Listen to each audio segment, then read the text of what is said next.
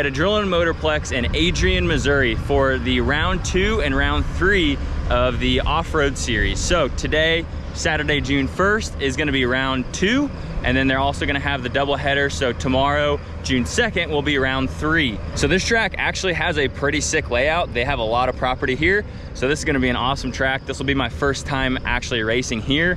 We were at round 1. If you haven't seen that video, you can go back, check it out. I'll also link it down in the description. But round 1 didn't go as planned. So already round 2 is off to a better start. The RZR started up, we got it unloaded, and it's running good. So I think we should be good to go. We had the good break-in session at Mid-America last weekend, which means we'll be ready to go for Adrian. We just pretty much have to wait for them to finish getting the track all set up, and then it'll be time for practice, and then the heats and the main will follow. So we do all the racing in one day, which is a little bit different than Mid-America, but it should leave us for a pretty good day of racing here in Adrian, Missouri. So we went out there for practice, got some good laps in, and just got familiar with this track because it's way different than Mid-America. Completely different dirt, different layout, different style of jumps. Everything was different. So then we got to our heat race. The issue with the heat race is they put the NA and the turbo cars together. So I was in the amateur class, and they put the NA cars in front of the turbo cars. So that just didn't make a whole lot of sense. But I started on the inside, we took off, and it was gonna be dusty. And I knew I did not want to be in that dust, especially being behind all the NA cars. I was gonna be eating their dust and trying to fight through traffic. And it was gonna be a rough situation. So we took off the start line, and the guy in front of me checked up going into the corner and kind of locked up his brakes. So you can see me, I hit the back end of him, and then it almost made him tip, which I didn't realize. So I wanna apologize to that guy. If you're watching this video, I am sorry. I was not trying to ram you and cause you any damage to your machine, but he checked up, I hit him in the back, and it kind of pushed him to the outside of that banked corner. And then I stayed to the inside and started hammering down. And I think when I was on the inside, it made my RZR slide out, and we came together again. But obviously I didn't do it intentionally, but that's what happened, and that's kind of how the race started. And so I was battling with the NA guys. I was actually in first place at this point in the turbo class, but I still had to pick off a couple of the NA cars, try to work my way through, and one by one picked them off, got behind the first place guy in the NA class, and that's where we stayed for the rest of the race. I didn't want to really try to make any moves on him. There was no real reason to push too hard and then cause a wreck and get him out of his class and me out of my class. So we just stayed there, stayed consistent, finished that race first place, and we were good to go.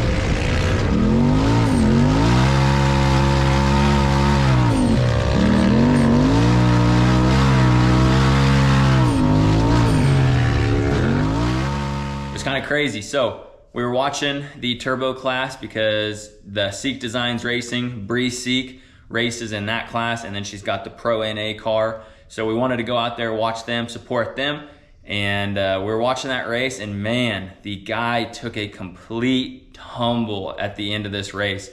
Can-Am just got up on the jump, and it kicked him up, and a little booter on that back straightaway, and he's definitely hurting. That's big importance of your safety gear. So I wanted to hit on that. He just had the kind of neck brace, donut style brace.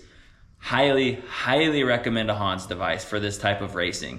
The issue with the donut style is it's only going to protect your neck. So if you just imagine yourself getting picked vertically up and drop down, you're just gonna compress your spine and your neck. And that little donut can help in that a little bit because it fills the gap here and kind of helps your neck from compressing too far. And that's all fine and good, but that situation does not happen in racing because you always have forward momentum. And what I noticed in this video, and you can see it when I really slow it down, is when he jumped, and it didn't look like the impact was bad, but when he started to flip, he was end over end, and when he came down on the front, you can really see his whole body go forward, and it looks like his head actually hits the steering wheel. And so two things with that donut neck brace is absolutely worthless in that situation because your head, it might fill the area between your chin and your chest, but it is just a soft cushion. So he was probably still really hitting down, but his head still had all the forward momentum. And so with that, a couple things that I saw is obviously that neck brace, make sure you have it to where it's tethered to your helmet. So you really need that Hans device. But also it looked like maybe his harness was not fully secured. So when you're getting in the car, you really want to make sure your lap belt's good. And then with your Hans device that goes over your shoulders and connects to your helmet, your shoulder straps on your harness will get super tight. And that is what keeps your neck brace and then your head all connected. And when you see that video, he really goes forward. So it looks like his maybe shoulder straps weren't as tight as they needed to be, and it allowed him to go forward and really hit that steering wheel, which he definitely got a concussion. I don't know if it's any worse than that. Hopefully we hear back from him and he's all good to go, but it definitely sounds like a concussion and pretty shaken up. So that is racing, but that also is a huge importance of making sure you have the right safety gear. All safety gear is not treated equally. So definitely invest in that. That is a big piece of racing.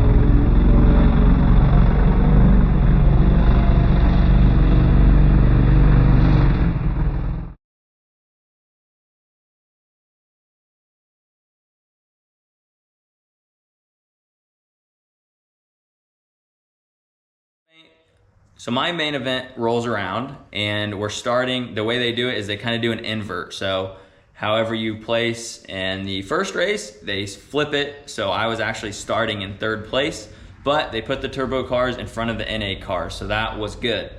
So we started right behind the blue Can-Am, which he was the faster guy in the class. He's actually raced at Mid-America and he was like 2 spots ahead of me. So I knew he was pretty quick. And we started right behind him and took off and ran our race and got into the 2nd lap. We were running pretty good. I was getting a little squirrely in some of these corners. You'll see I was sliding out too far in the one corner and it was setting me up bad for the next jump. So I think I was just driving a little too fast for the corners and I couldn't get the flow of that section down. So I think I was just overdriving the car a little bit and that might have been putting a little bit more stress on it. But I think it was either the 2nd or the 3rd lap, the belt finally let go. So this belt, which I was just giving praise in my last video, that it had 1,200 miles on it, the clutching is bone stock, everything. I think I jinxed myself because that belt let go. We got to dig into it and see the damage, make sure the clutches are still good, but that belt completely left the chat. I got the cash in the bag.